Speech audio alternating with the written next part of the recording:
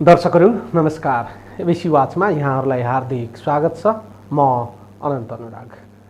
नेपालको संविधान 2072 जारी गरेको लगभग हामी 5 वर्षको समय व्यतीत गरेका छौँ।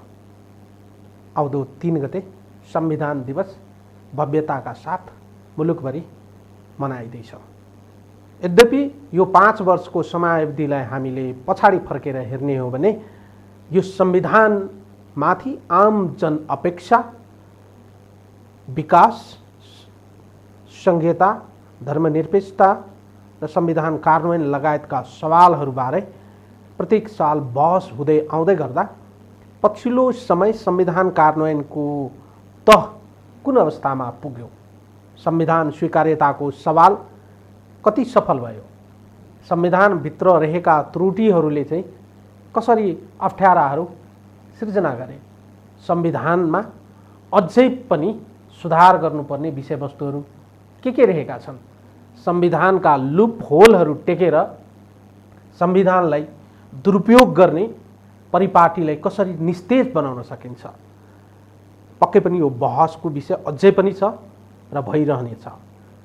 संविधानका केही प्रावधान बाहेक अन्य विषयवस्तुहरू समय सापेक्ष रूपमा संशोधन गर्न सकिन्छ भनेर संविधानकै प्रस्तावनामा लेखिएको छ।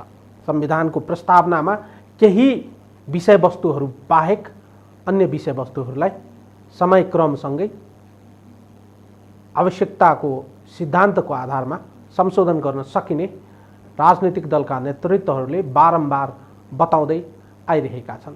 त्यसो हो भने संविधान जारी भएको समय 5 वर्ष व्यतीत भइरहँदा आम जनताले, अथवा यसरी बुझ्दा पनि फरक नपर्ला, कानुन र संविधानको स्रोत भनेको आम जनता हो। जनताले संविधानमा आफूलाई चाहिँ कहाँनिर पाए, जनताले आजको दिनमा के महसुस गरिरहेका छन्, हामी कुराकानी गर्नेछौँ। संविधानका ज्ञाता, संवैधानिक कानुनका बारेमा चाहिँ प्रखर नलेज जानकारी राख्नुहुने विज्ञ डाक्टर रामकृष्ण तिमल सिन्हा सर हुनुहुन्छ। उहाँ संविधानको बारेमा संविधानविद हुनुहुन्छ, संवैधानिक कानुनको जानकार हुनुहुन्छ। उहाँलाई कार्यक्रममा स्वागत गरौँ। नमस्कार सर, कार्यक्रममा स्वागत गर्न चाहन्छु। नमस्कार अनुरागजी, धन्यवाद। सबैभन्दा पहिला त 5 वर्षको समय व्यतीत भएको छ, एक अर्कालाई शुभकामना दिउँ। जे जस्तो भए पनि एउटा संविधान छ हाम्रो मुलुकमा, कमी कमजोरीहरूका बावजुद पनि 5 वर्षको समय व्यतीत हुनु यो आफैमा एउटा ऐतिहासिक क्षण हो। हामी एक अर्कालाई शुभकामना बाँडौँ है सर। एकदम शुभकामना हामीलाई पनि, सबै नेपालीहरूलाई, दर्शकहरू सबैलाई हामी शुभकामना व्यक्त गरौँ। एउटा कानुनको ज्ञाताको हैसियतले, एउटा कानुनको जानकारको हैसियतले र संविधानको बारेमा तपाईँको अध्ययनको हैसियतले मैले एकदमै चाहिँ संक्षिप्तमा सोध्नु पर्यो भने अहिले कानुन वा मूल कानुन वा संविधानको अवस्था कस्तो छ, हामी कुन स्टेजमा आइपुगेका छौँ? अब यो धन्यवाद, यो प्रश्न एकदम गहकिलो छ। संविधानको अहिलेको हाम्रो कार्यान्वयनको परिस्थितिलाई हेर्ने हो भने हामी बालकपन भन्छौँ नि, यो न्यासेन्ट डेमोक्रेसी अथवा नूतन लोकतन्त्रको पेजमा छौँ, जसले गर्दा संविधानको जुन वयस्कता आउनुपर्ने हो, विशेष गरी कार्यान्वयनको हिसाबले त्यो वयस्कता आइसकेको छैन। त्यसको प्रारम्भिक अवस्थामा हामी छौँ। अब मुख्य कुरो, संविधान लागू भयो, 5 वर्ष व्यतीत भयो। यो 5 वर्षमा चुनावहरू भए, स्थानीयदेखि राष्ट्रिय तहसम्मका चुनावहरू भए, सरकारहरू बने, जनअपेक्षाहरू चुलिए, संविधान अन्तर्गत हामी सार्वभौम नेपाली नागरिक भयौँ। यद्यपि हाम्रा गुनासाहरू, हाम्रा जिज्ञासाहरू, हाम्रा केही डिसएग्रिमेन्ट्सहरूको बावजुद पनि संविधानले राम्रोसँग काम गरेको छ। तर काम गर्दा गर्दै पनि संविधानको जुन किसिमको जनअपेक्षा चाहना हो त्यो चाहिँ पूर्ति भएको देखिएको छैन। संविधानमा उल्लेख गरिएको बेसिक कम्पोनेन्टहरूको बारेमा जब हामी कुरा गर्छौँ, फन्डामेन्टल विषयवस्तुहरूको बारेमा कुरा गर्छौँ, आजको दिनमा त्यो फन्डामेन्टल विषयवस्तुहरू आम जनताले जनअपेक्षा गरे झैँ उपभोग र त्यसलाई चाहिँ त्यसमा चाहिँ आफूलाई चाहिँ समाहित भएको पाएको छ। अब यो मलाई कस्तो लाग्छ भने नि जनताको अपेक्षाहरू जनताको चेतनाको स्तर व्यापक बढेको छ। आधुनिक प्रविधिको कारणले जनताहरू सुसूचित पनि छन्, तर कतिपय अवस्थामा पाउनुपर्ने सूचना नपाउनुपर्ने सूचना बढी पाएको त्यो अवस्था पनि छ। जनताको अपेक्षाहरूलाई हामीले वैध मान्नुपर्छ। जहाँसम्म त्यो अपेक्षाहरू संविधान बमोजिम पूर्ति भयो कि भएनन् भन्ने सवाल छ, लोकतन्त्रका बेन्चमार्क हेरेर हामीले कुरा गर्नुपर्ने हुन्छ। त्यो बेन्चमार्क भनेको के हो भन्दा एउटा नागरिकको सम्प्रभु सत्ताको अधिकार, नागरिकले आफ्नो सम्प्रभु सत्ताको अधिकार कति प्रयोग गर्न सफल भए अथवा भएनन् भन्ने कुरा हेर्नुपर्ने हुन्छ। अहिले नागरिकहरूको कतिपय अवस्थामा निरीह भएको, नागरिक आवाज नसुनिएको अथवा नागरिक आवाजलाई धेरै कदर नगरिएको भन्ने एउटा प्र्याक्टिकल लेभलका गुनासाहरू एकातिर छन्। दोस्रो कुरा हो यो मुखरित गर्ने, चारौँ सत्तालाई मुखरित गर्ने कुरा भनेको चुनाव हो। चुनावहरू कस्ता भए त त्यसको आधारमा लोकतन्त्र नापिन्छ। चुनावमा पैसा बढी हाबी हुन थाल्यो, मसल्स बढी हाबी हुन थाल्यो, गुन्डागर्दी बढ्न थाल्यो भन्ने जनताको भनाइ छ। र यो किन सत्यता पनि के देखियो छ भने अहिले वडा लेभलदेखि लिएर संसद, राष्ट्रिय संसदसम्मको लेभलमा चुनाव अति खर्चिलो भएको छ। नेपाली जनताको क्रय शक्तिको आधारमा हेर्ने हो भने एउटा सामान्य व्यक्तिले चुनाव धान्न सक्ने र सामान्य पार्टीले चुनावको खर्च बिहोर्न सक्ने अवस्था अहिले छैन। त्यसैले गर्दा जुन कमाएको व्हाइट मनी हो, ट्याक्स तिरेको पैसा हो, त्यो पैसाबाट चुनाव लड्न सक्ने स्थिति अहिलेको संवैधानिक अभ्यासमा देखिएको छैन चुनावको पर्सपेक्टिभबाट। दोस्रो कुरो, चुनाव के भयो भन्दा चाहिने भन्दा बढी राजनीतिक भयो। राजनीतिक त हुन्छ नि चुनाव, चाहिने भन्दा बढी मैले किन भनिरहेको छु भन्दा राजनीतिक दलहरूले एजेन्डाको आधारमा नागरिकले भोट दिन सक्ने वातावरण नबनाइकन राजनीतिक पार्टीप्रतिको लोयल्टीको मात्रै आधारमा नेपाली नागरिकले भोटिङ गर्ने भए। यसले गर्दा सिभिक सेन्स अफ सिटिजनसिपमा अलिकति ह्रास आयो र एजेन्डा बेस्ड हैन अथवा कार्यक्रमको आधारमा पोलिटिकल पार्टिजहरूलाई चुनावमा भोट दिने पद्धति भन्दा आफूलाई कुन पार्टीको चाहिने कार्यकर्ता बनाइएको छ त्यसैलाई भोट गर्ने अवस्था जन्मियो। र मैले भन्ने गर्छु, तपाईको पार्टीबाट फुलन देवी उठ्यो, विपक्षी दलबाट गौतम बुद्ध उठ्यो भने तपाईले फुलन देवीलाई भोट गर्नुहुन्छ, गौतम बुद्धलाई गर्नुहुन्न। यो किसिमको लोकतान्त्रिक चुनाव पद्धतिमा हामी भित्रियौँ चुनावको पर्सपेक्टिभबाट। दोस्रो, संवैधानिक रूपमा कुरो गर्दा संविधानमा हाम्रा दुईटा हाउस छन् केन्द्रमा हैन, प्रतिनिधि सभा र हाम्रो राष्ट्रिय सभा। कन्स्टिट्युसनल लको स्टुडेन्टको हिसाबले मैले बुझेको के हो भन्दा राष्ट्रिय सभा एडुकेटेड, एक्सक्लुडेड, एक्सपिरियन्स्ड मान्छेहरूको प्रतिनिधित्व हुन सक्ने, जो चुनावमा आउन सक्दैन, जसको पार्टीबाट पनि आउन सक्दैन, तर त्यो मान्छे राज्यको लागि अति आवश्यक छ भने त्यसले आउने वातावरण हुनु पर्थ्यो। हामीले संवैधानिक र अभ्यासगत रूपमा पनि के गर्यौँ भने हामीले त्यस्तो मान्छे ल्याएनौँ। आफ्नै कार्यकर्ताहरू, आफ्नै पार्टीमा हारेको व्यक्तिहरू अथवा आफ्ना लोयल्टी भएका तर कमजोर व्यक्तिहरूलाई हामीले राष्ट्रिय सभामा ल्यायौँ। जो राष्ट्रिय सभाको जुन गौरव र गरिमा हुनु पर्थ्यो त्यो गौरव र गरिमा हुन सकेन। अर्को, संसारभरिको पद्धतिमा एउटा लोकतन्त्रको सिद्धान्त के हो भने तल्लो हाउस डाइरेक्ट चुनावबाट आउनुपर्ने हो। हामीले तल्लो हाउसमा पनि प्रोपोर्सनल रिप्रेजेन्टेसन, समानुपातिक प्रतिनिधित्व राख्यौँ, जसले गर्दा हुन त अहिले हाम्रो 2/3 को मेजोरिटीको सरकार पनि छ। धेरै समयसम्म कोलिसन गभर्मेन्ट हुन सक्ने सम्भावना बढेको अवस्थामा हामी यो देख्यौँ र कोलिसन गभर्मेन्टले फोर्सफुल्ली काम गर्न नसक्ने एउटा अवस्था देखियो। यो चाहिँ जनताको सार्वभौम सत्ताको हिसाबले चुनावको पर्सपेक्टिभबाट। ओके, यसमा म फेरि पनि अलिकति जोड दिएर मलाई अझै पनि अपेक्षा के रह्यो भने जनताको एङ्गलबाट हेर्दा संविधान र कानुनको स्रोत तपाईहरू नै हामीलाई पढाउनुहुन्छ कलेजमा, यो नै भन्छौँ हामी संविधान र कानुनको स्रोत भनेको आम जनता हो। आम जनता नै चाहिँ खास गरिकन चाहिँ नागरिक सर्वोच्चताको लागि चाहिँ संविधान र कानुनहरू बनाइएको हुन्छ। संप्रभु सत्ताको कुरा गर्दा जनतामा निहित हुन्छ भनिरहँदा आम जनताले संविधानका ती विषयवस्तुहरू आफ्नो जीवनमा अनुभूत गर्न पाए कि पाएन? यो कस्तो देखियो भने अहिले जनताको लेभलमा कुरा गर्ने हो भने अब सरकार जहिले पनि संविधान त कानुन त शक्तिशाली हुन्छ, तर हाम्रो जस्तो गरिबी भएको देश, हाम्रो जस्तो सिभिक एजुकेसन पनि अलिकति कमजोर भएको अवस्था, सूचनाको हक र पहुँच अत्यधिक न्यून भएको अवस्थामा नागरिकहरूले सही सूचना पनि नभएको अवस्था एउटा र उनीहरूको अपेक्षा पनि अति बढेको अवस्थामा सरकारले सबै कुरा पुरा गर्न सक्दैन। डिमान्ड साइड धेरै नै हाई हुन्छ सप्लाई साइड भन्दा।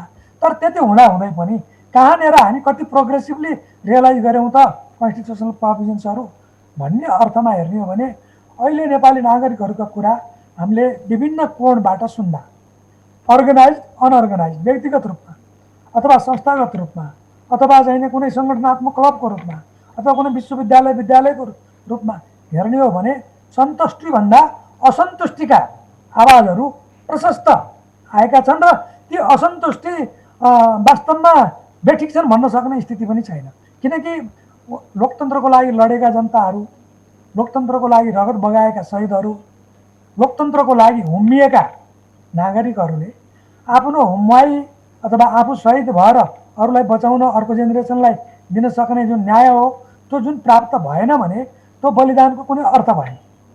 त्यो बलिदानको अर्थ प्राप्त भएको छैन भन्ने कुरो जनताको लेभलबाट देखिएको छ।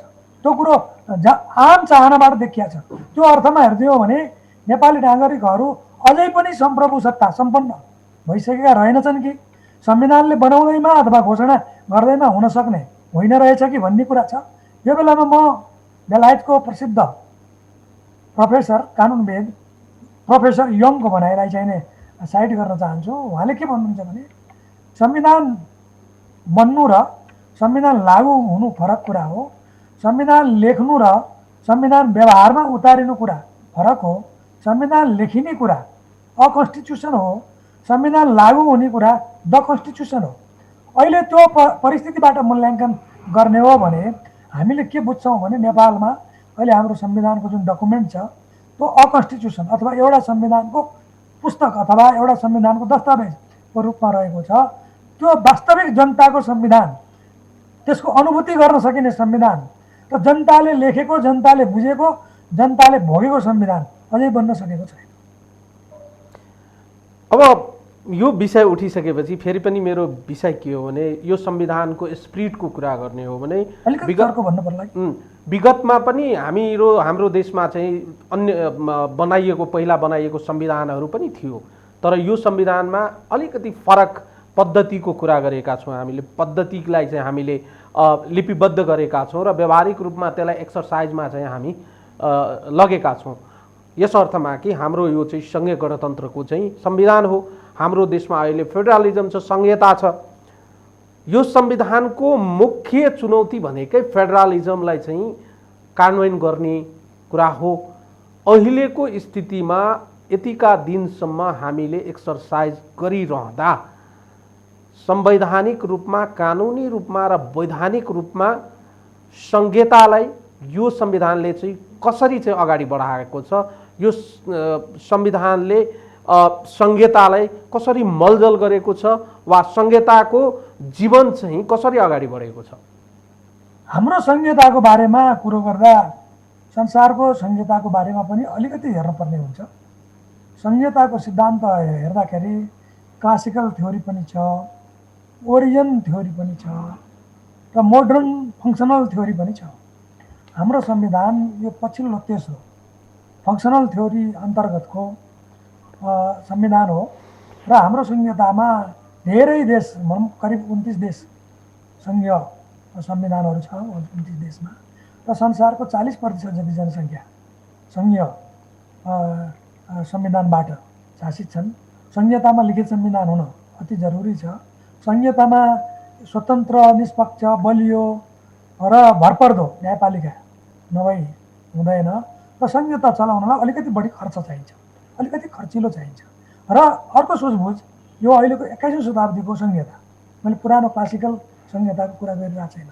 21औं शताब्दीको संहिता भनेको केन्द्र प्रदेश र स्थानीय तहको बिचमा पार्टनरसिप हो। यहाँ आइसोलेसनबाट हुँदैन, फुल्ली इन्डिपेन्डेन्सबाट राज्यका युनिटहरू चल्न सक्दैनन्। त्यसैले हामी यसलाई सहकारिताको मोडलको संहिता भन्छौँ। समन्वयमा आश्रित छ यो भनेर हामी यो भन्छौँ। समन्वय र सहकारिता यसका मूल मन्त्र हुन्। त्यस्तै संहिताको अर्को मन्त्र भनेको सेल्फ रुल र सेयर्ड रुल।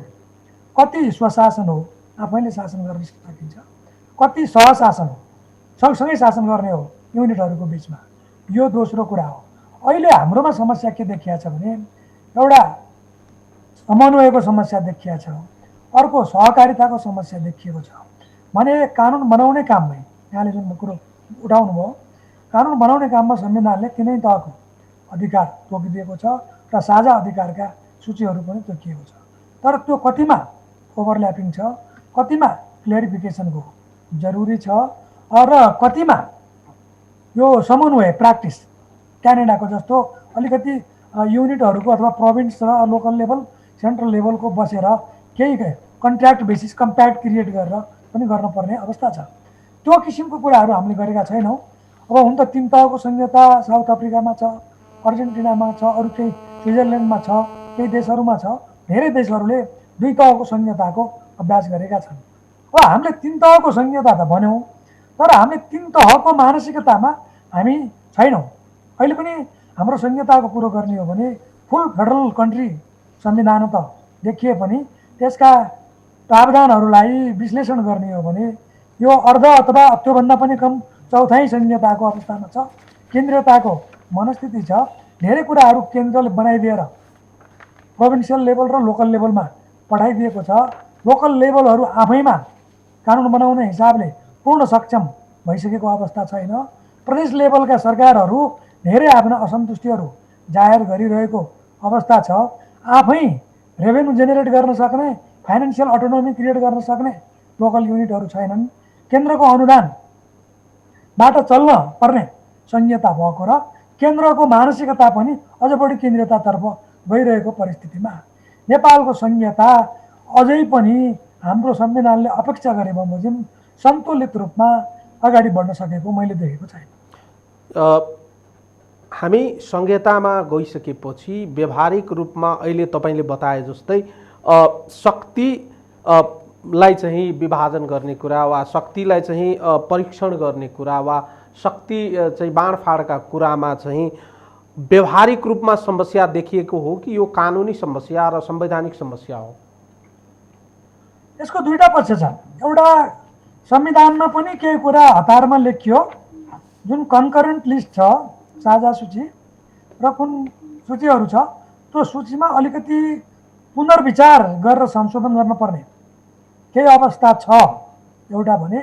दोस्रो जुन संविधानले के व्यवस्था गरिदियो भने दुईटैको क्षेत्राधिकार भएको एरियामा सङ्घले कानुन बनायो भने स्वतः प्रदेश र स्थानीय तहले कानुन बनाउन नपाउने अथवा बनाएर त्यो कानुन बाजियो भने त्यो बाजिएको कानुन स्वतः सङ्घीय कानुन लागू हुने, प्रदेशको र स्थानीय कानुन लागू नहुने अवस्था भएको हुनाले सङ्घीयतालाई हामीले उच्च कोटिको दर्जा दिएका छौँ। यो पनि एउटा स्थिति हो। अर्को कुरो, हाम्रो जस्तो देशमा, सानो देशमा यसलाई हामी के भन्छौँ भने दुईटा किसिमको मोडल हुन्छ संहितामा। फेडरलिजम बाई डिसएग्रिगेसन र फेडरलिजम बाई एग्रिगेसन भन्छन्, अथवा होल्डिङ टुगेदर अथवा कमिङ टुगेदर भन्छन्। अब हामी चाहिँ होल्डिङ टुगेदर हो, कमिङ टुगेदर होइन। किनकि नेपाल पहिला एकात्मक शासन व्यवस्था थियो, यहाँ अरू राज्यहरू थिएनन्। ती सबै आएर युनिटीमा अमेरिकाको जस्तो एउटा भएको होइन। हामी होल्डिङ हो। हामीले चाहिँ नै सबै जात जाति जनजाति पूर्व पश्चिम हिमाल पहाड तराई सबैलाई ब्यालेन्स गर्नुपर्छ भनेर हामीले यो अवस्थामा होल्डिङ टुगेदरको कन्सेप्टमा यो संहिता ल्याएको हो।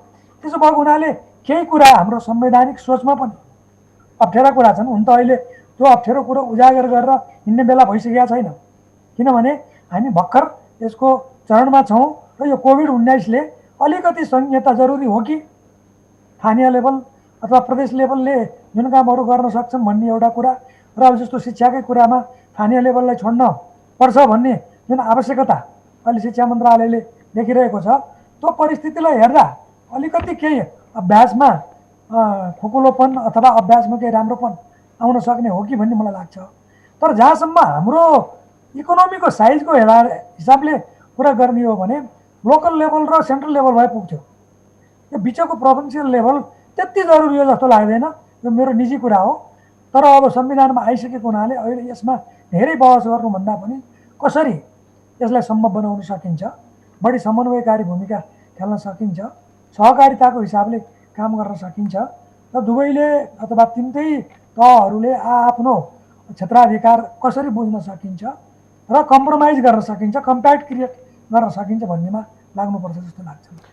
एकातिर यसरी हेर्दा पनि हुन्छ होला, हामीले व्यवस्था परिवर्तन गर्यो, हामीले चाहिँ हिजोभन्दा आज संस्थाहरू पनि नयाँ नयाँ खडा गर्यो, हामीले आदर्श र पद्धति स्थापना गर्ने दिशातर्फ यदि संविधानको मूलभूत स्पिरिट र आदर्शलाई चाहिँ हामीले अङ्गीकार गर्ने हो भने ती नयाँ संस्थाहरू, ती आदर्शहरू, ती व्यवहारहरूमा संवैधानिक रूपमा संविधान चाहिँ कति चाहिँ खडा उत्रिन सफल भएको छ।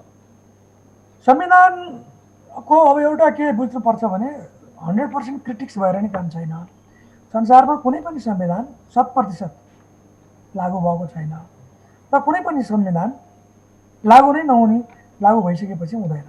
अब त्यो डिग्रीमा कुन लेभलमा हामी छौँ, एभरेज लेभलभन्दा तल छौँ कि माथि छौँ भन्ने दृष्टिकोण राख्ने हो भने संविधान कार्यान्वयनको हिसाबले हामी करिब 40% को हाराहारीमा छौँ, 60% हामी तल छौँ।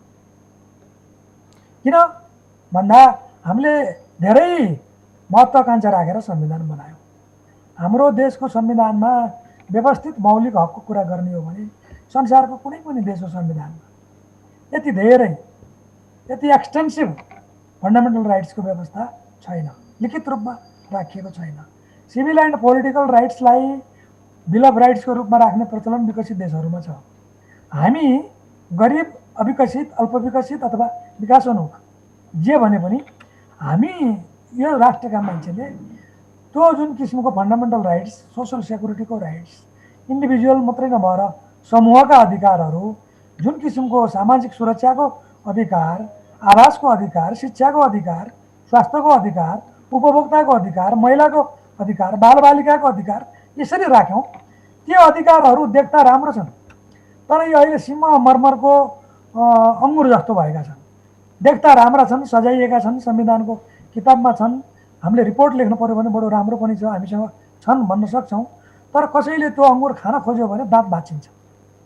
त्यो अधिकार प्रयोग गर्न कसैले खोज्यो भने त्यो अधिकारहरूको प्रयोग हुन नसक्ने अथवा ती एकदम आदर्श वाक्य मात्रै भएको अवस्था मैले देखिरहेको छु।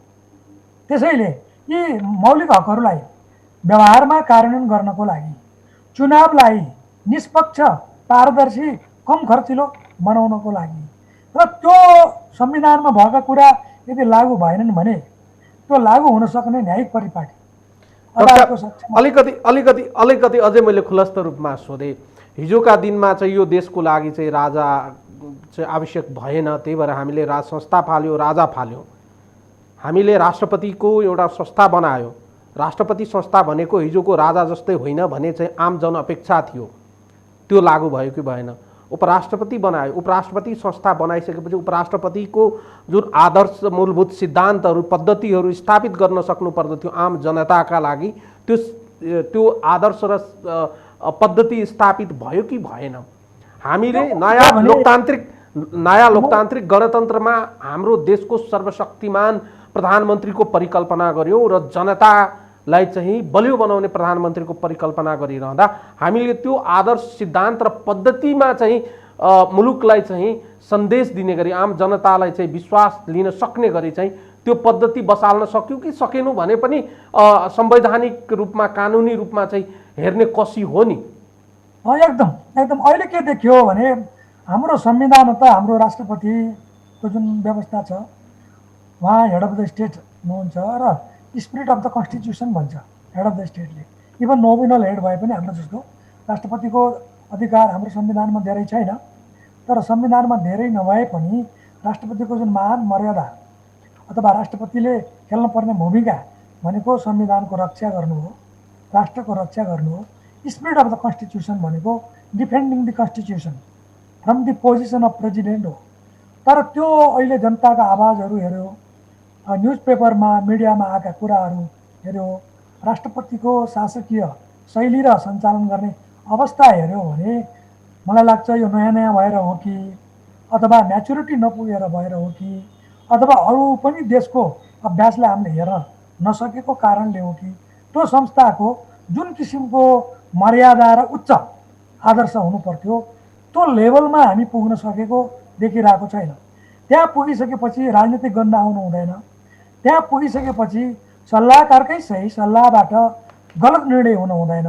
र जनताले पनि के बुझ्नु पर्यो भने हाम्रो राष्ट्रपति भनेको हाम्रो अभिभावक हो। राष्ट्रपतिले जे गर्छ त्यो संविधानको रक्षाको लागि गर्छ। राष्ट्रपतिले गरेको कानुन अथवा काम संविधान विपरीत अथवा जनअपेक्षा विपरीत हुन सक्दैन। राष्ट्रपतिको कामलाई विवादित बनाउन हुँदैन भन्ने किसिमको सिभिल सोसाइटी, यो किसिमको दुवै पक्षको कुरो देखिन सकिएन, यो अनुभूत हुन सकेन। सुरुको वर्षमा यो हुन्छ कि जस्तो देखिया थियो, तर पछिल्लो अभ्यासले फेरि यो हुने भएन भन्ने जस्तो देखिया छ। राष्ट्रपतिको उपराष्ट्रपतिको हाम्रो संविधानमा कुनै पनि रोल दिइएन।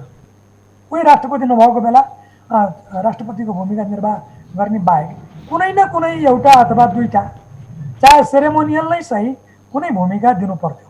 जस्तो भारतकै राष्ट्रपति र उपराष्ट्रपतिको व्यवस्था हेर्दा त्यहाँको उपराष्ट्रपतिलाई दिए जति व्यवस्था पनि हाम्रो उपराष्ट्रपतिहरूलाई दिइएन। र उपराष्ट्रपति संस्था जुन बनाइयो खर्चिलो छ, तर त्यसको जुन आवश्यकता महसुस हुनुपर्ने कुरो थियो र त्यसको औचित्यता पुष्टि हुन सक्ने किसिमको संवैधानिक प्रावधान हामीले गर्न सकेनौँ। दोस्रो, तेस्रो, हाम्रा जुन संवैधानिक निकायहरू छन् ती संवैधानिक निकायहरू जुन लेभलको कन्फिडेन्सको साथ काम गर्न सक्ने र तिनीहरूको विश्वसनीयता प्रुभ गर्नुपर्ने हुन पर्थ्यो, त्यो हुन सकेन।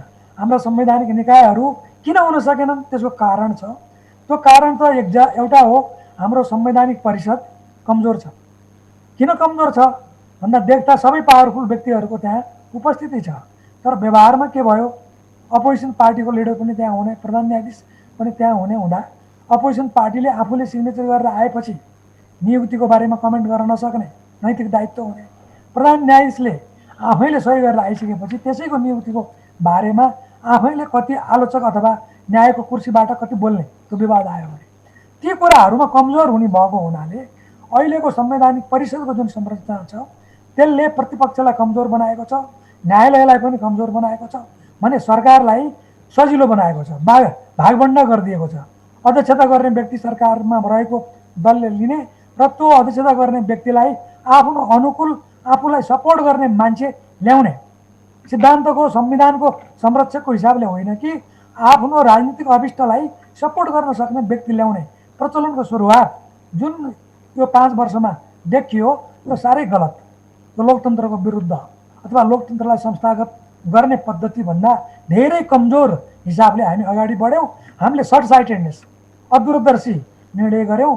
दूरदर्शी हुने हो भने यो देश बनायो भने त हामी सबैको लागि बन्छ, कसैको लागि फेभर गर्नु पर्दैन। हाम्रा बच्चा पनि हाम्रै नागरिक हुन् नेपालका, उनीहरूले पनि राम्रो शासन पाए भने उनीहरूलाई पनि राम्रो हुन्छ, मेरो भनेर भन्नुपर्ने जरुरी हुँदैन।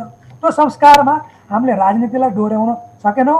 एक्जिक्युटिभ पोलिसिजहरू बायस्ड भए, अध्यादेश ल्याउने बेलामा होमवर्क राम्रो पुगेन, जनचाहना र जनआवाजहरूको कदर गर्ने किसिमका नियुक्तिहरू भएनन्, भागभण्डाको हिसाबले अथवा शक्तिको हिसाबले भण्डा भए। यो सबैको कारक तत्त्व भनेको शिक्षा हो। शिक्षामा सबभन्दा बढी राजनीति छ र राजनीतिले शिक्षा गर्न थाल्यो। शिक्षामा राजनीति, राजनीतिमा शिक्षा, यो भयो।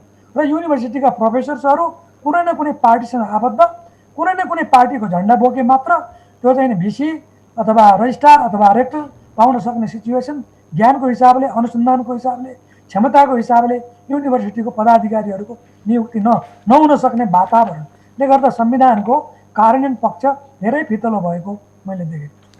शक्ति बाँडफाँडको कुरा गर्दा संहितामा महत्त्वपूर्ण मानिएको यो शक्ति बाँडफाँडलाई अहिले 3 तहको सरकारले चाहिँ शक्तिलाई विकेन्द्रीकरण गर्ने सवालमा हामी कुन तहको एक्सर्साइज गर्न सफल भयो, अथवा जसरी चाहिँ सङ्घीय सरकारको व्यवहार हुनुपर्दथ्यो प्रदेश सरकारको लागि र स्थानीय तहको लागि सोही अनुसारको व्यवहार शैली र पद्धति स्थापना गर्न सफल भयो त हाम्रो संविधानले? एकदमै हेर्नुहोस्, संविधान मैले अहिले भने समन्वय र सहकारिता संविधानको भावना हो, संविधानका शब्द हेऱ्यो भने। तर त्यो सहकारिता र समन्वय यो चाहिँ देखिएन। यो समन्वय र सहकारिताको कल्चर, पिरियोडिक मिटिङ गर्नुपर्ने कुराहरू र दिनुपर्ने कुराहरू जो आफूले नगर्दा केन्द्रले नगर्दा पनि हुने कुराहरू हुन्, त्यो प्रदेशले र स्थानीय तहले गर्न सक्छ, त्यो केन्द्रले लिनु जरुरी छैन। केन्द्रको काम गलत हुन थाल्यो भने त्यसलाई हेर्ने, वाच गर्ने, नीति निर्माण गरिदिने, हिँड्न र कार्यान्वयन गर्न सिकाउने उनीहरूलाई नै हो। जनताको लेभलमा पुग्ने उहाँहरू नै हो। र लोकल लेभलमा भएको काम इफेक्टिभ हुनसक्छ, त्यसको मोनिटरिङ केन्द्रले गर्ने हो। यो हिसाबले हामी जानुपर्ने हो, त्यो हिसाबमा गइसकेका छैनौँ। यो जान पर्छ भन्ने मेरो मान्यता छ। संहिताको गार्जन भनेको सङ्घीय सरकार हो। सङ्घीय सरकारको व्यवहार शैली चाहिँ गार्जन जस्तो भयो कि भएन प्रदेश र स्थानीय तहको हकमा? मैले त संहिताको गार्जियन केन्द्रीय सरकार हो भन्दिनँ, किनकि त्यो गार्जियन हुने बित्तिकै केन्द्रीय सरकार हुन्छ, केन्द्रीयता अथवा युनिटरी गभर्मेन्ट हुन्छ। कहिल्यै पनि सङ्घीय संविधान भएको मुलुकमा केन्द्रीय सरकार अथवा जनरल गभर्मेन्ट अथवा फेडरल गभर्मेन्ट गार्जियन होइन, फेसिलिटेटर हो। एउटा सुझबुझपूर्ण रूपमा शासनका तहहरूको बिचमा एउटा इन्डिपेन्डेन्ट, अटोनोमस, मोर रेस्पोन्सिबल तह हो। त्यसकारण चाहिँ नै उनले आफ्नो संवैधानिक अभिभारा, आफ्नो कर्तव्य र आफ्नो एकाउन्टेबिलिटी बुझेर काम गर्नुपर्ने ठाउँमा अहिले के देखियो भन्दा मोसिजम अथवा हामीले भनेपछि तलकोले मान्नु पर्दछ, हामीले बनाएको कानुन नै सर्वोच्च हो, तलकाले कानुन बनाउने क्षमतै राख्दैनन् भन्ने किसिमको मानसिकता छ। हामी हिजो एउटा केन्द्रीकृत राज्य सत्तामा चाहिँ एकदमै अनुभव गरेका र हामीले चाहिँ एकदमै त्यो कुरालाई चाहिँ अङ्गीकार गरेर आएको आम नेपाली हौँ। आजको दिनमा नयाँ परिवेशमा, नयाँ पद्धतिमा, नयाँ व्यवस्थामा, नयाँ शैलीमा प्रवेश गरिसकेपछि चिन्तनको आधारमा, व्यवहारको आधारमा हामीले चाहिँ संहितालाई व्यवहारमा लागू गर्न सक्यो, चिन्तनमा लागू गर्न सक्यो, सोचमा लागू गर्न सक्यो, वा हाम्रो शैली चाहिँ व्यवस्था चाहिँ सङ्घीय भयो तर सोच अझै पनि एकात्मक, सोच अझै पनि केन्द्रीकृत, सोच अझै पनि सेन्ट्रलाइज भयो? एकदम यहाँले जुन कुरा भन्नुभयो त्यो सही हो। अब यसको लागि हामीले शासन सञ्चालन गर्ने मूर्धन्य व्यक्तित्वहरू, मन्त्री परिषदको प्रधानमन्त्रीदेखि लिएर मन्त्री परिषदका सदस्यहरू, जुडिसियरीको अप्पर लेभल अथवा सुप्रिम कोर्टको न्यायाधीशहरू र पार्लियामेन्टेरियन्सहरू, विधायकहरूलाई नै यो ट्रेनिङ, यो ओरिएन्टेसन, यो किसिमको संसदीय शिक्षा, यो किसिमको सङ्घात्मक शिक्षा, फेडरल एजुकेसन भन्छु म, यो संहिताको शिक्षा दिन जरुरी छ। यो ट्रेनिङ अझै पुगेन भन्ने मलाई लाग्छ। संविधानभित्रको लुप होलहरूले संविधानको चाहिँ जुन परिभाषा छ, संविधानवाद छ, त्यसमाथि चाहिँ कतै चाहिँ अप्ठ्यारो सिर्जना गरेको महसुस गर्नुभयो वा ठिकै छ? अब यो संविधानवाद भनेको अहिले संसारभरिको संविधानमा हामीले कुरा गर्ने भनेको संविधानवाद। संविधानवाद भनेको सीमित सरकार अथवा सरकार भनेको संविधान बाहेक चल्न सक्दैन, कानुनको शासन बाहेक सरकार चल्दैन, कानुन बमोजिम बाहेक सरकारले कुनै काम गर्दैन, कानुन पनि संविधान अनुकूल बन्छन्। संविधान र कानुनमा भएको व्यवस्थाहरू इमान्दारीपूर्वक, नैतिकतापूर्वक, उत्तरदायित्वपूर्वक लागू हुन्छन् भने त्यसलाई हामी संविधानवाद भन्छौँ।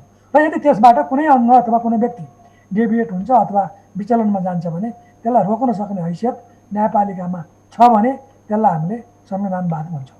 तर अहिलेको अवस्थामा के देखियो भने लिमिटेड गभर्मेन्टको सिद्धान्त, unlimited desire of holding authority and power, यो देखियो एक्जिक्युटिभमा। लेजिस्लेचरको क्यापासिटीमा प्रश्न गर्न सक्ने अवस्था छ। लेजिस्लेचरले जुन किसिमको एकाउन्टेबिलिटी अथवा ल मेकिङमा जति घन्टा दिनु पर्थ्यो त्यो नदिएर मन्त्री बन्न अथवा कार्यकारी अधिकार उपभोग गर्न अथवा आफूलाई छुट्याइएको बजेट खर्च गर्न जुन लालचा अथवा लालसा देखाइयो, त्यसले गर्दा विधायकी कम्पिटेन्सी लिगल्ली एन्ड कन्स्टिट्युसनल्ली जति राम्रो भए पनि व्यवहारमा देखिएन। संसदमा भएको उपस्थितिले पनि त्यो कुरो देखाउँछ, संसदमा सांसदहरूले उठाएका विषयवस्तुले पनि त्यो देखाइएको छ।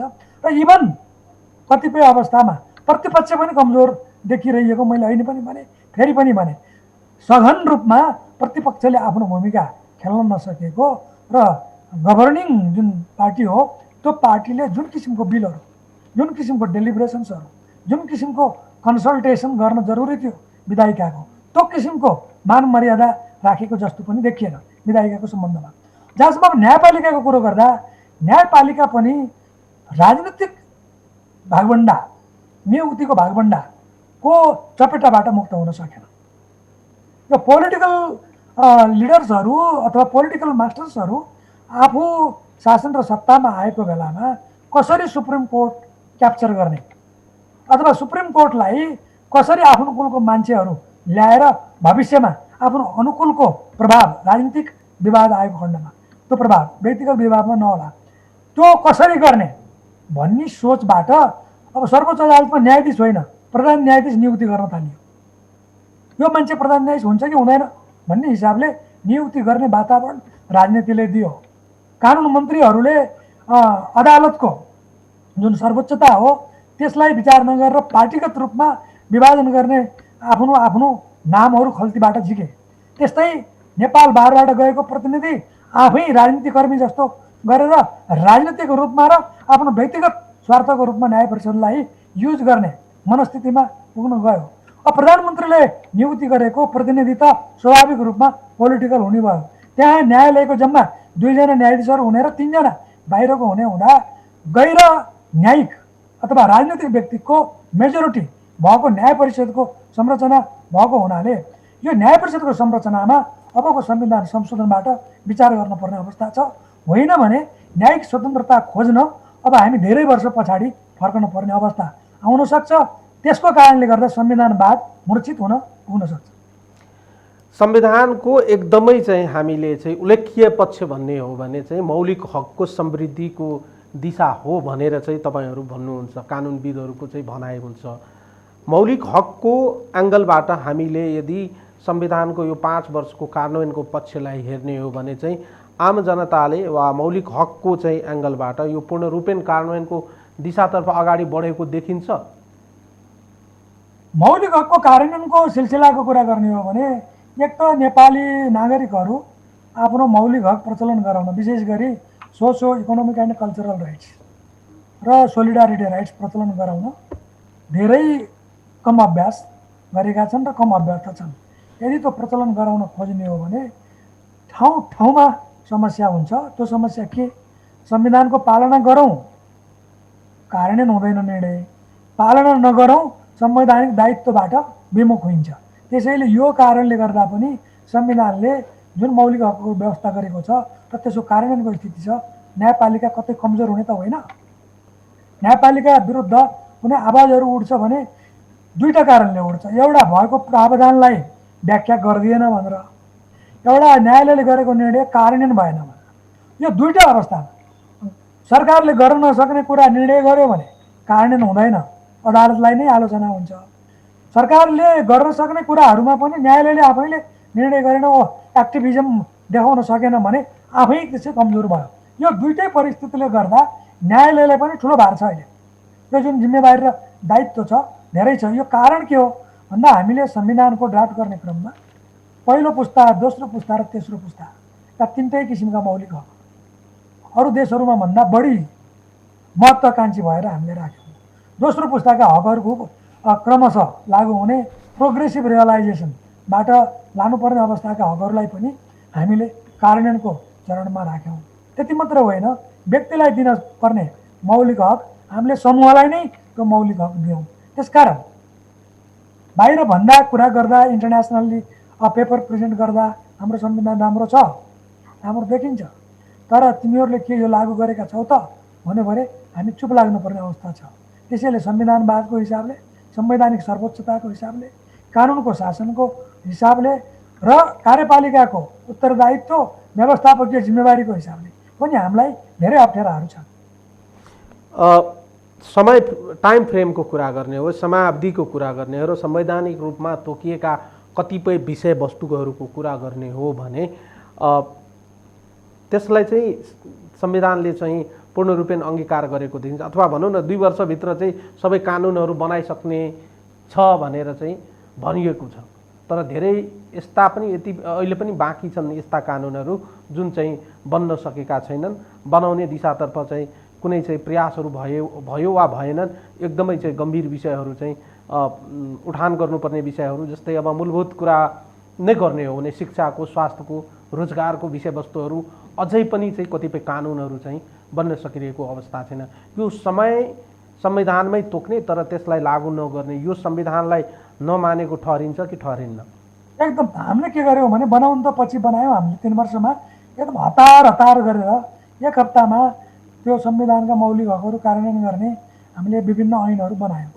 तर ती ऐनहरू एकदम हतारमा बनायौँ। पुरा कन्सल्टेसन, पुरा ध्यान दिएर तिनमा हुनुपर्ने कुराहरू, संवैधानिक अभिव्यक्तिलाई मूर्त रूप दिने किसिमका कुराहरू राखेर अथवा कार्यान्वयन गर्न सकिने स्ट्राटेजिक कुराहरू राखेर कानुन बनाउनु पर्थ्यो। त्यो नगरेर निर्वाहमुखी अथवा काम चलाऊ कानुनहरू बनायौँ।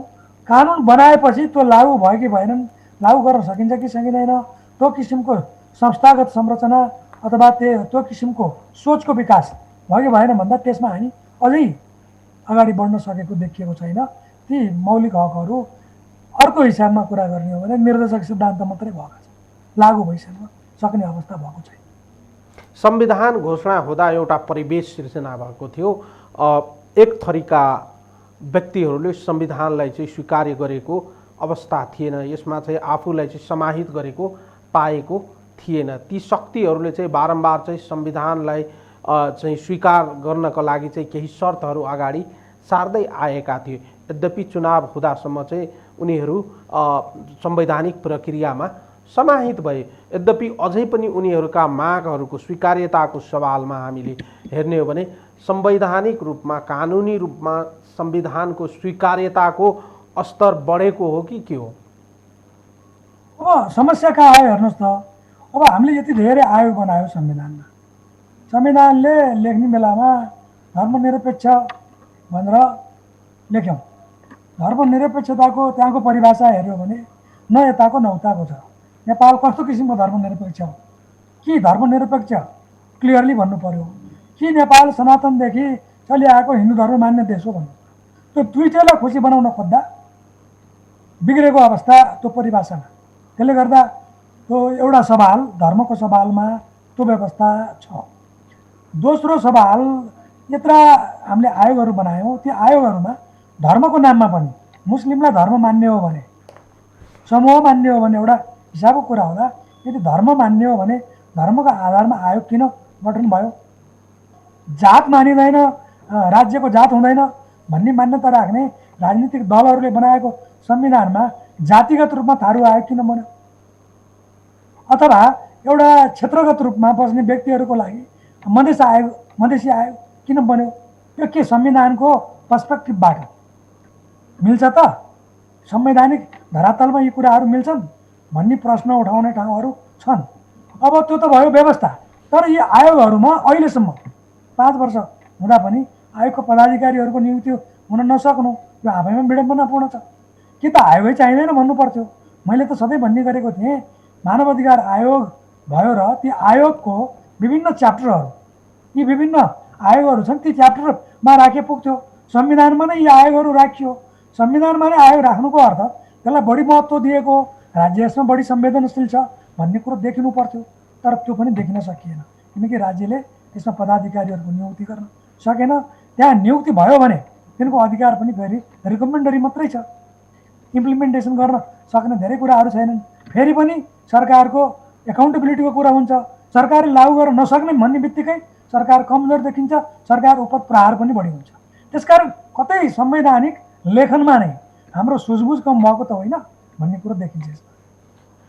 फेरि पनि मैले जोड दिएँ, संविधानको स्वीकार्यताको पाटोबाट हेर्दा दुईटा शक्ति देखिन्छ। एउटा शक्ति देखिन्छ जुन शक्तिले चाहिँ लोकतान्त्रिक पद्धतिबाट संविधानलाई संशोधन गरेर हाम्रा मागहरूलाई, हाम्रा चाहिँ विषयवस्तुहरूलाई एड्रेस गरिनुपर्छ भनेर अगाडि सारेका छन् भने हिजोका दिनमा सशस्त्र क्रान्तिबाट उदाएका शक्तिहरू अहिले पनि विभाजित भएर बाहिर बसेका छन्, अथवा विप्लवकै कुरा गर्दा पनि हुन्छ वा मोहन वैद किरणकै माओवादीको कुरा गर्दा पनि हुन्छ।